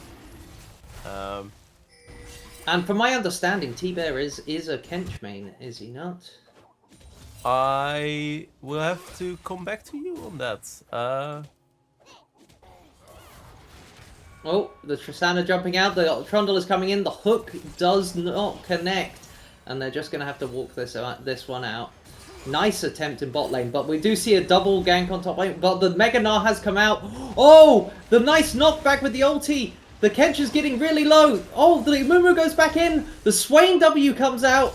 And he does get the Gnar, but the Kench is able to just lick him for the kill. But it is a 1-for-1 in a 2v1. That was pretty brutal. Nice timing for the Mega Gnar coming up there. Yeah, and the Lulu is just going to get... Lulu is going to take a lot of damage here. She's super low. But Luna is now tanking up tower, and she is going to go down as well. The Tristana is able to hop over the wall. The Nautilus is going down. The Nautilus is trying to take down the Lulu before he dies, but the Lulu shield saves her. And the Tristana... Oh, wait, the Lulu actually picked up the second kill. So Tristana able to pick up one kill there. Lulu able to pick up one kill. I'm not sure Ollie taking the kill there was worth, but maybe it was to save his life. But that was an overforce, I think, there from Celestial under tower. That was a bit too aggressive from Chime, but as far respect as the I'm aware, attempt. Tiber is not a Tom Kench main, but maybe in the past. Oh, right, okay, interesting. At least not in his recent match history. Okay, so crucially here in these fights, top lane Swain W did hit the Mumu, which I believe got him low enough for Gnar to kill. And then in the bot lane, the Tristana is getting a reset. Yeah, so what you're saying was it was a 2v2, not a 2v1. Exactly. The Gnar forcing to happen to use the ulti and jump out here. The Kench is just bullying this poor little Yordle. Really and he's now moving into the wave to try and clear it as best as possible, but he's just getting attacked and licked, and his health bar is just dropping. The Nautilus was topside there. I think he was looking for something, maybe inside the blue side jungle there, but nothing was taken. Wizards. I think we might see another case of Wizard trying to overstay to try and get this wave in because it is stacked against him. Yeah. But I don't know if this is a good idea. Tom Kench does have flash, Wizard as well, and I think we're seeing a repeat of game 1 here. Oh, well, mid lane we do see the Veigar getting double ganked, and the Swain just able to destroy him with the ulti along with the Trundle there. The Trundle does get locked up by the cage, but the Swain is just able to shred him. But the Gnar does go down in top lane, which is... It's one of those unfortunate situations where you see the wave is, you know, stacked towards the enemy tower. The enemy laners there are more HP than you. you know that they're just going to hold it against you. You feel like you can't back, but sometimes it's your only option. I mean, if it happens in both games, there's a pattern there. I do think so. Just really greedy, not expecting the Tahm Kench damage, and then Tahm Kench is making really nice use of the wave, pushing the Nor in. Yeah. Tahm Kench at this point, having the plated steel caps completed as well, nullifying a lot of their damage. He is just able to walk up to this Gnar and just get him away. This top lane is over. Trundle needs to come and save this lane. Meanwhile, the Amumu comes in bot lane. Nautilus knocked out by the Polymorph. And with that, the Tristana is able to jump in and pick up the kill. What a perfect combo there on the Nautilus. Just not able to use anything to escape that. Yeah, as he's just locked up. Alcove gaming from the Amumu. It does mean that both the Wild Grove and the Curses of the Sepmimi are invested, so maybe Celestial can go back and contest or like get a dragon, which will be spawning in half a minute. So MadMen will lose some ultimates for that fight. Yeah, but we also did see the Trundle ult and the Swain ult invested in mid lane to kill They them are now. back But up yet already? Yeah, they should be back up by now. But they Kidnap top lane. Yeah. My he's gonna God. jump over his head though. Oh no! Oh no! Oh no! Can he stop? Oh no! He gets licked to death. This Gnar is not having a good time. If you're a top laner in this situation, it's not my lane, but would it not be advisable just to start roaming at this point and try to get something elsewhere? The issue is that plates are still up, and you don't want this Tahm Kench to instantly get his what's it called? The HP stacking item. What I'm talking about. Celestial do get a dragon back, and they're now looking top. Yeah, Do get we're gonna spotted see by Vision. We're not getting spotted by the Swain. We're not checking the bush at all. Tristana's getting free hit onto this tower, which means it should be 2 plates here in the bot side for the Tristana. Though Luna is aggressive and saying, "Get off my tower," as she throws in some autos there. Does quite a lot of damage to the two of them. Luna is actually pumping out quite a lot of damage, but the Tristana is going in here. The ult invested from Luna, and she's going to... She flashes forwards on top of the Tristana, which just allows the Polymorph to knock her up. And that is unfortunate. Sorry, the Wild Growth even. Yeah, as I do understand the play there from Luna, you want to use your feather callback damage to try and burst down the Tristana, but this Wild Growth being up and the shield also coming out from Lulu just makes the Tristana not instantly die there. So just flashing in too close to her, so the Wild Growth is just able to knock her up and save the Tristana. It was a lot of damage, even through the Wild Growth there. Luna just trying to reaction test the bot lane of MadMen, and they are succeeding. Yeah.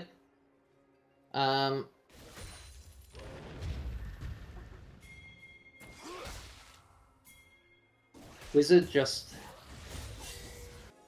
getting licked on repeat up here. We're gonna see the bot lane start moving towards mid here, and the Veigar has moved bot now. This is quite standard, I think, to see the Veigar wanting to kind of collect stacks in the side lane. I mean, he wants to get to 2 items as soon as possible and stack those up, so he doesn't mind at all just sitting in the side lane, maybe picking up a tower even. Especially since the Tahm Kench is quite fine into the Gnar at this point, so no need to move bigger up against a ranged matchup in the Gnar early on. Yep. Let's take a quick look at the gold. I mean, Swain is up about 1,000 gold. A bit offset by the Tahm Kench. We're going to see the ult come out, but he does get locked up by the Quake. Cage, the splash is invested. This Veigar looks like it might go down here. If there is another E to come out here, this is... Yes. Oh, but the nice... Oh, the heal on the minion just in time to save him from the tower shot there. And he's able to pick up the solo bolo in bot lane. So Mrs. Crombie just destroying this Veigar in a 1v1 now. I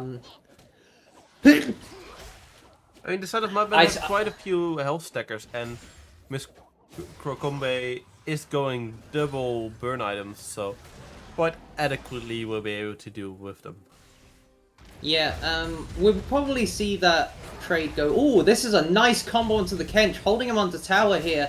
This is actually might be the one instance that Wizard has of maybe pulling this back. The Eat does come out. Wizard is down, but he's gone into Mini-Gnar. He's now so much less health, and the one lick will probably kill him here, and it's enough. Yeah. Oh, that's a so completed unfortunate. hard steal for the Tom Kench at 16 minutes.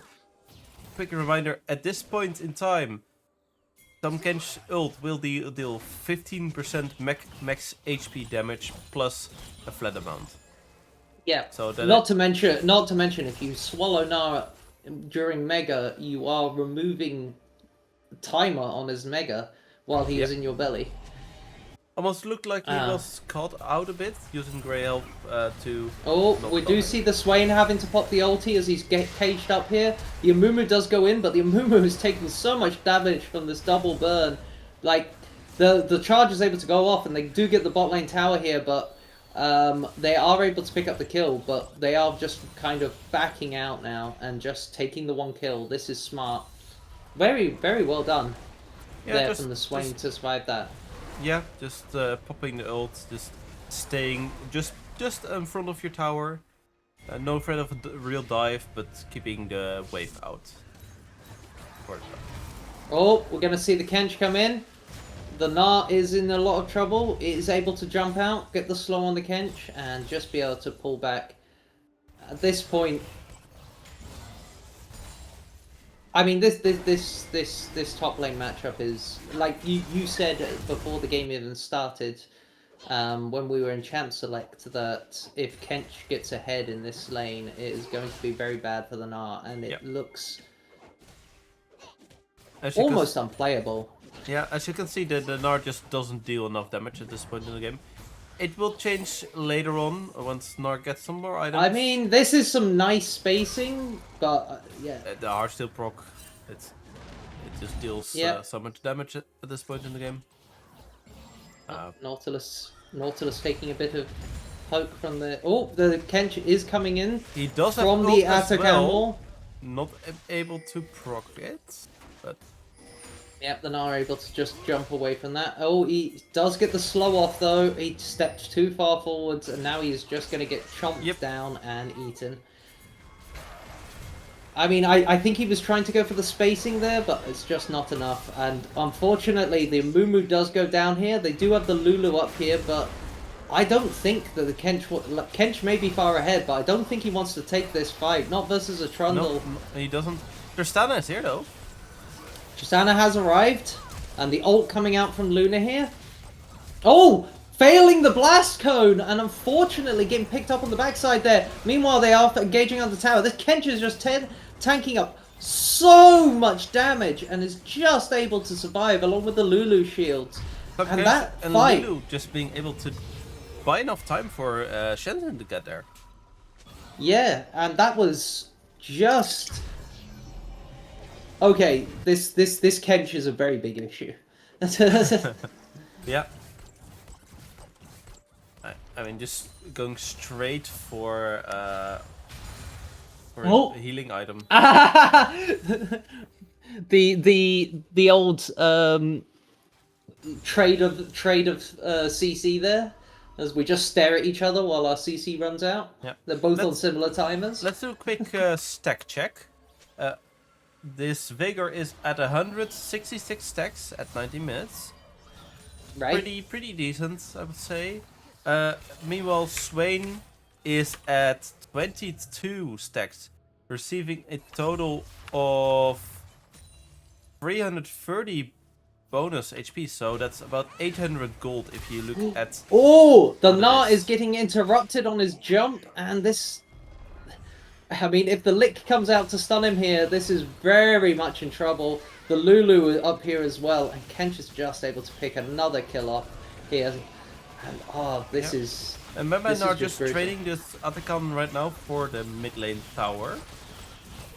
How many heartsteel stacks are we looking at already on this? That is 111 bonus HP, so I believe about 3 or 4 procs. Wow. But That's meanwhile, 2 towers for the side of Celestial. Yeah, Celestial just overloading on towers while they... 3 towers. You see this a lot with Atakan because it is a long... Oh, Luna caught out on her own here. We've got the whole team around her. She is not escaping that. Celestial really have to just keep running here. The Nautilus is... Nautilus, this is not where you want to be. Chime, we're in trouble.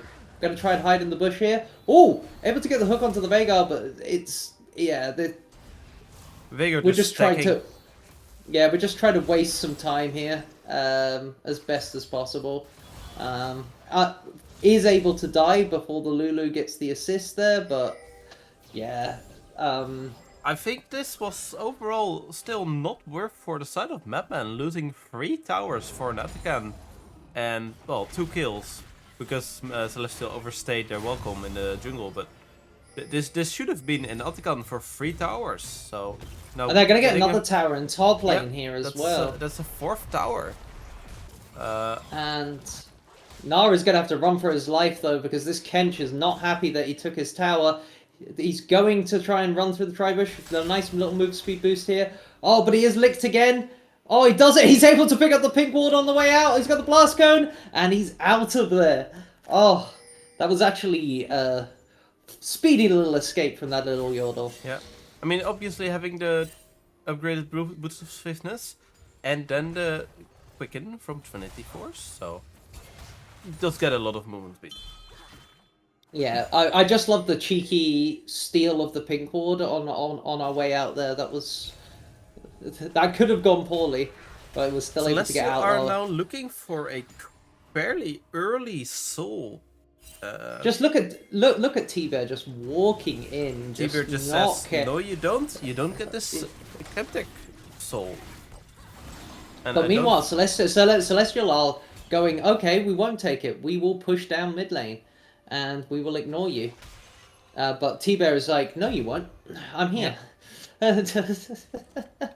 That's an unending despair for T-Bear. Working quite nicely with the HP he has, of course, for healing.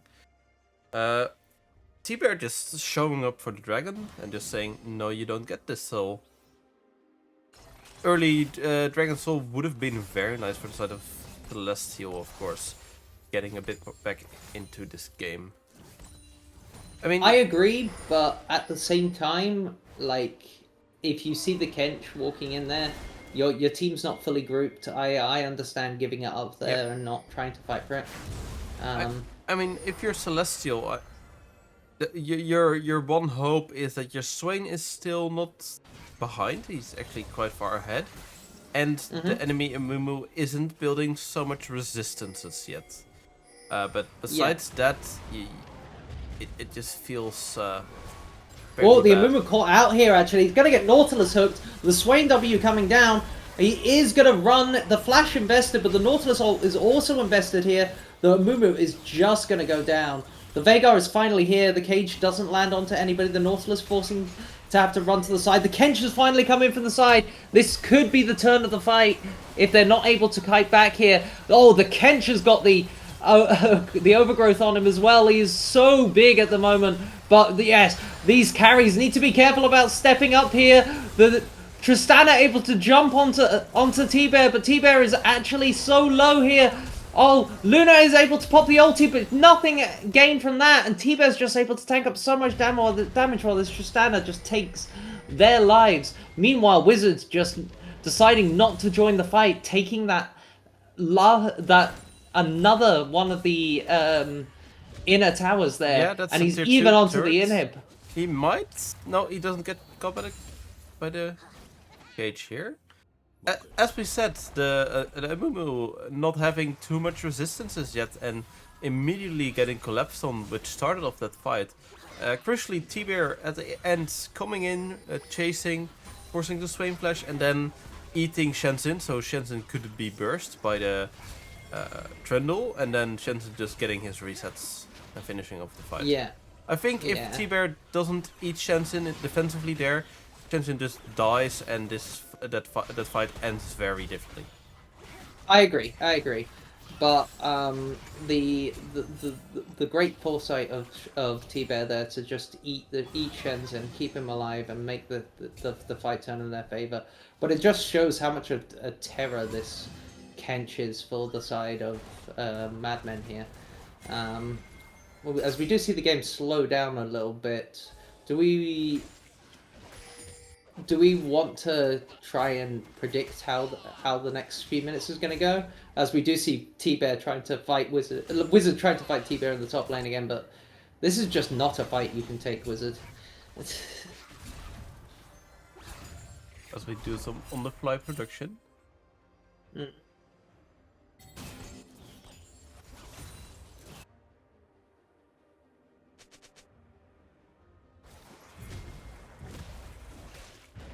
Oh, the Wizard caught out here by T-Bear again, able to hop the wall and just get away. Oh, but the Amumu's here. The Q misses. Lick misses. The other Q charge misses. The ult does land, though. T-Bear is in a lot of trouble, and he does get eaten up. Oh! So many skill shots missed, but unfortunately they are just too much. There's just too much coming his way for him to just be able to get out of it all. Shenzhen being forced to flash there though by the Trundle. Yes, but we do see T-Bear. We do this. This might be a risky fight because Luna is kind of caught out here, and we do see T-Bear and Amumu coming in here. Amumu just, yeah, they're just able to pick up Luna. Just over force there, just a bit too far out of position with the Amumu and the Kench coming in behind them there. And of course you've got Swain on the bot lane on his own here. Yeah, that's 86 stacks for this. Oh, this is not good for the Swain. Oof. It's a lot of damage, but 290 stacks for this Veigar. And we do see the Baron going down. Yeah, Baron finally picked up by MadMen here. But do they trade it because of tempo advantage for this Drake here? Because it is coming up now. I wonder how quick these two can get it. We do see T-Bear coming in on the side here. They are going to have to do this so quickly. T-Bear might just be able to stop this on his own, while the rest of the rest of MadMen are coming in. But they are able to pick up the Drake, so that is soul for Celestial. But what do they lose for it? As the rest of MadMen do come in here. MadMen are moving in. We see the Amumu come over the back of the pit. Wizard is caught up on his own. He's going to be the sacrificial Yordle here as he is taken down. But for that, Steve-O and Mrs. Crumbait are able to pull themselves out of this fight. And thankfully, they do kind of almost get away with daylight robbery there as they pick up the Drake. Yeah. I mean, it is a consolation prize at this point. Oh, the Nautilus going in with the hook, but the Kench just immediately answering. But the Kench taking minimal damage. I was going to say quite a bit of damage, but it's minimal. Yeah. One lick onto Luna, almost half-healthing her there. Oh my gosh. And we're going to see Luna just CC'd up there, nowhere to go. The Nautilus also taking so much damage from the Shanna. Shanna's got the range now that she can just poke from out of range of all of these close range champions on the side of Celestial as they move in with this Baron buff to take the inhib, and they're going to move bot side as well and go for this second inhib probably. Top Genji damage, of course, being mostly based around his passive, which skills of his own HP, so him getting accelerated will just deal so much damage, as we saw. It does look like they're going for the end here, as these guys, as Celestial are trying their best to clear the waves here, but these are Baron-empowered minions, and Kench is just able to sit in front of them and tank up so much here. And then the Wild Growth just knocking up so many members. Kench is finally going to go down. And is this the turn that we want to see? Nope, the Swain just gets blown up as he stands in too many people and too much AoE. Oh no, the Veigar able to put the cage out, but Luna able to pop the ult to avoid it. Now it's just 2 members against 4, but we do see blinking health bars on the side of MadMen, Okay. and we're gonna see the final tower go down. Luna does get killed by a Veigar stray auto, and they are able to also pick up the Trundle and the Nexus, and with that, MadMen do win their second game of the series, and we could be looking at one more game for this best of 5 if MadMen are able to keep up their role and continue onwards. Yeah, let's take a quick look at the damage. T-Bear having the most damage out of everyone this game, 32k. That is so much damage. I would not be surprised. He was licking that Gnar on repeat, and he was able to fight him Mega Gnar, Mini Gnar, doesn't matter what in that game. He was just able to bully him on repeat that game. So it does not surprise me. But yes, so MadMen picking up a second game. We will go into game 3 in a bit, but in the meantime, I think we'll take a break here. Yeah. See you once the draft starts.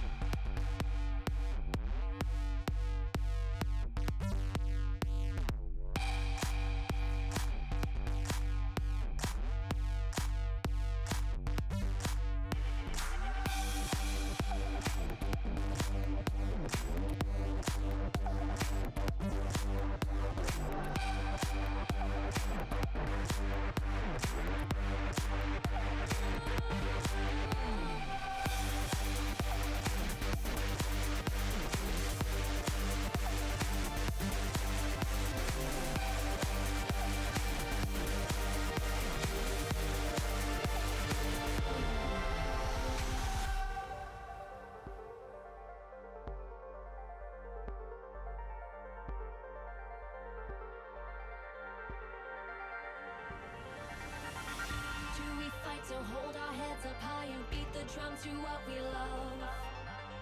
Risk the fall, we have felt it all come crashing down from far above. Stars are rising, countless worlds colliding, only one will take it all.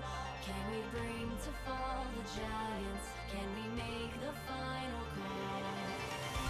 We are the ones to ignite the darkened skies. The champions.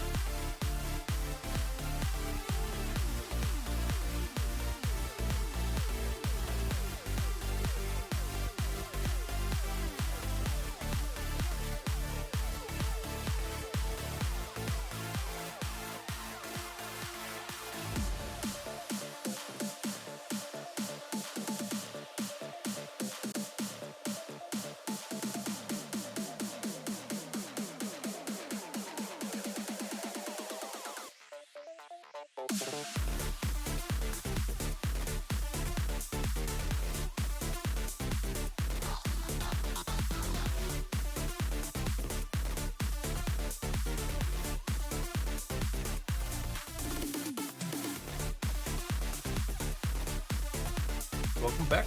We are heading into draft. The third draft. Really, Celestial have once again taken red side, opting for the same bans as the previous two games. Okay, yeah, we might see just the same bands out again from both teams here. I would have liked to see Celestial actually take blue side and do what MadMen did in just confidently first picking a really strong champion. Mm-hmm. Just try and throw MadMen off their game because they seem in the What- zone. We're clearly investing a lot on this R5 counter pick from the side of Celestial, or the Aphelios B1. I That's a mean, statement. it goes right up the alley of Shinsin with his carries. Yep, it is definitely a statement. Honestly, MadMen are just saying, okay, sure, we'll first pick one of the many hyper carries we can get and just draft our team around that. Mm-hmm. It is telegraphed. It's a statement saying this is what we're playing. Do your worst for this game 3. Yeah. The Hui in response. Do we think this Hui might be going bot side into the Aphelios? I mean, Luna is a mid laner, so she could play Hui. I mean, she was an ADC before she was a mid laner, but she used to play a lot Yeah. of Hui bot as well. I see. I did not know that actually. The Hui Leona would be certainly an interesting lane if they choose it. Just I mean, it is very easy proccing the Hui passive if you have a Leona.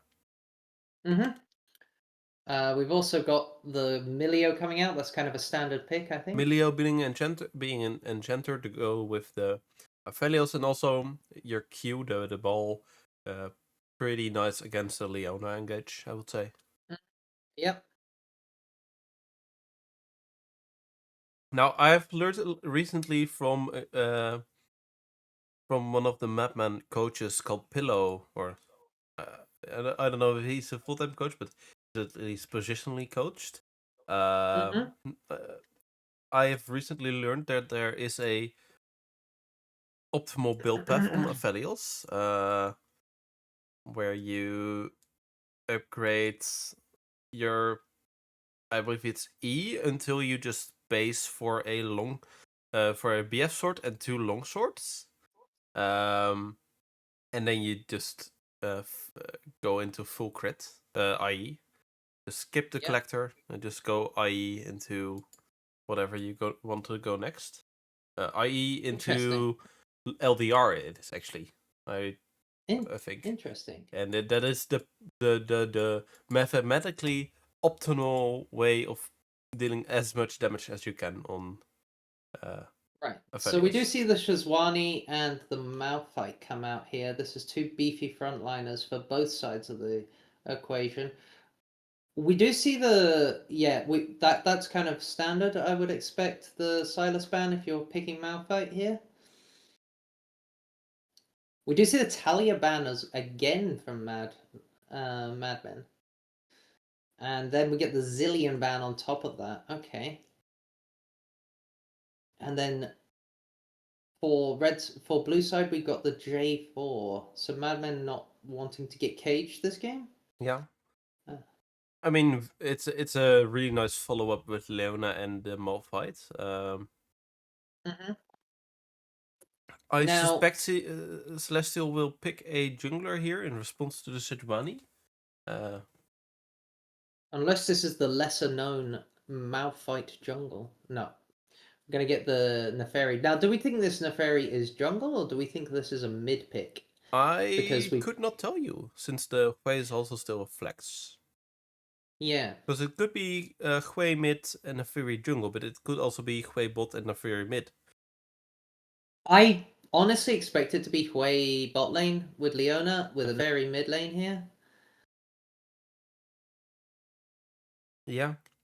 We've got the Cho'Gath coming out, so that's another beefy frontliner for the Aphelios here. I would like to see a bit more magic damage mid, just like something stable in case the Aphelios gets permadived.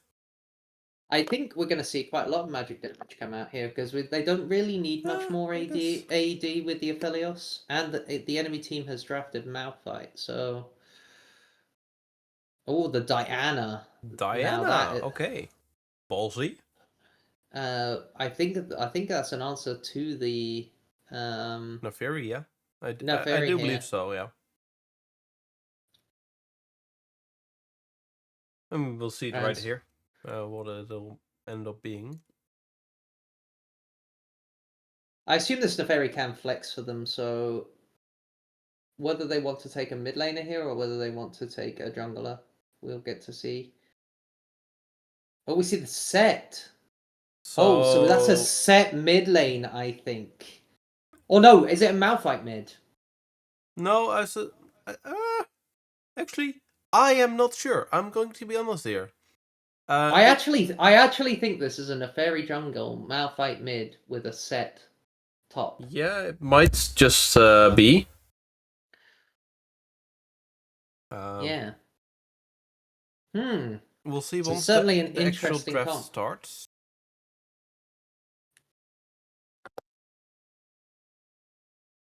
Apparently, set it does not do well into Cho'Gath, so it's possibly not the case. But I don't think Malphite does particularly well into Cho either. So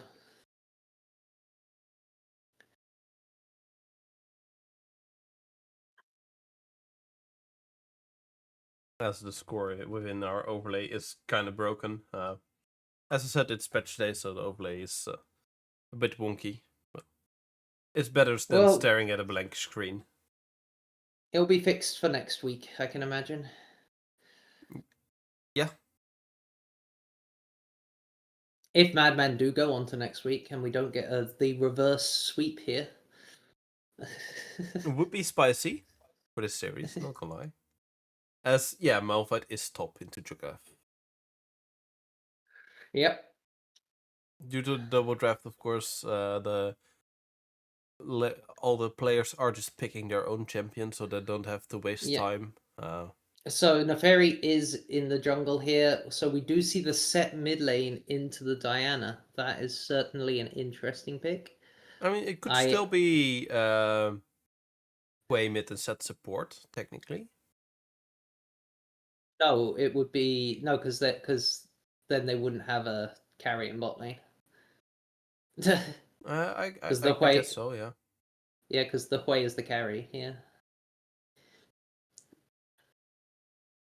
Well, then I expect this Nafiri to be permanently bot. To be honest, Yes.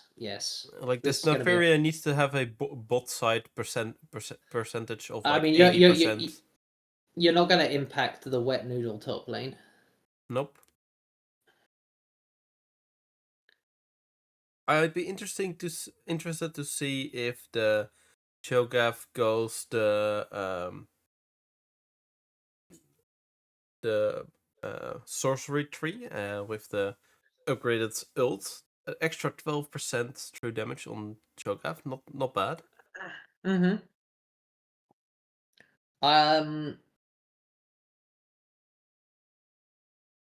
It is currently Auntie is currently 2-0 to MadMen.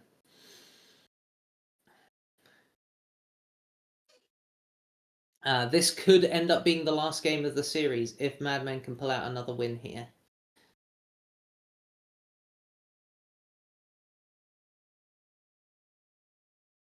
Yeah, I mean, I once again fear that Celestial don't have too much sustained damage. I mean, they do have Hui, who is the king of sustained damage. Yeah, it's a lot but better this he game. is the only one. Mm. Because Nafira will look to one shot and does have some sustained damage, but I feel that I feel it's going to come down to whether they can get onto this Aphelios and fights and blow him up before he can really start to ramp up his damage.